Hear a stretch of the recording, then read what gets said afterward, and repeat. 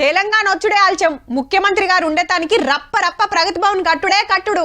అందరు వద్దంటున్న వినకుండా పాత బంగ్లా బాలేదని కూలగొట్టి కొత్త సచివాలయం కట్టిండ్రు 10 జిల్లాలను 33 జిల్లాలు చేసి జిల్లాకో కలెక్టర్ ఆఫీస్ కట్టి ఇంద్రభవనం లెక్కుందని ఓగిన్నారు పోలీసుల కోసమని పెద్ద టవర్ కట్టించిరి ఇక ఎమ్మెల్యేల కోసం హైదరాబాద్ లో కొత్త క్వార్టర్స్ నియోజకవర్గాల క్యాంప్ ఆఫీసులు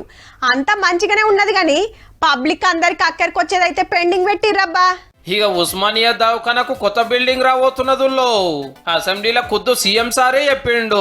वो जो उस्मानिया हॉस्पिटल हेरिटेज बिल्डिंग है उसको भी बचाएंगे और उस्मानिया हॉस्पिटल गोशा महल एरिया में 30 एकड़ में बनाने के लिए हमें जो पुलिस पुराना क्वार्टर्स है पूरा निकाल देके आने वाले कुछ दिनों में हम लोग वो काम भी शुरू कर देंगे గదన్నట్టు గోషామైల్ పోలీస్ క్వార్టర్స్ జాగల 30 ఎకరాలలో 1 నెంబర్ దవాఖాన కట్టిస్తుందట గవర్నమెంట్ ఇప్పుడున్న దవాఖానకు ఈడికి 2 కిలోమీటర్లు కూడా ఉండదు పక్కకే ఈ జాగలనే కట్టకుండా గీడెందుకు వస్తున్నట్టు అంటారా ఉస్మానియా దవాఖాన నిజాం నవాబుల కాలంలో 100 ఏళ్ల కింద కట్టింది మనోళ్లే కాదు చుట్టుముట్టు రాష్ట్రాలకెళ్ళి కూడా శీతం వచ్చేటోళ్ళు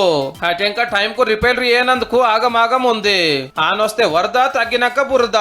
చెత్త పెచ్చలూడి కింద పడుతుందని హెల్మెట్ పెట్టుకొని డ్యూటీలు చేస్తుంటారు డాక్టర్లు తెలంగాణ వచ్చినాక అప్పటి సీఎం కేసీఆర్ సార్ వచ్చి ఇదుగులో కొట్టి కొత్తది కడతాము అన్నాడు లేలే రేపటి పోరలకు మన చరిత్ర తెలవాలంటే చారిత్రక కట్టడాలను అట్లనే ఉంచాలని కొందరు హైకోర్టులకు కేసేసిండ్రు ఈడ కాకుండా ఇంకేనన్నా కట్టమంటే సారేమో ఉన్నది గుల కొట్టే కడతాని జిజ్జు వేసే వరకు ఆగిపోయింది ఇప్పుడు కాంగ్రెస్ గవర్నమెంట్ రాగానే అందరు కోరినట్టు ఈ బంగ్లాను అట్లనే పెట్టి గోషామాయిల్లో కొత్త బిల్డింగ్ కట్టబోతున్నారు అన్నట్టు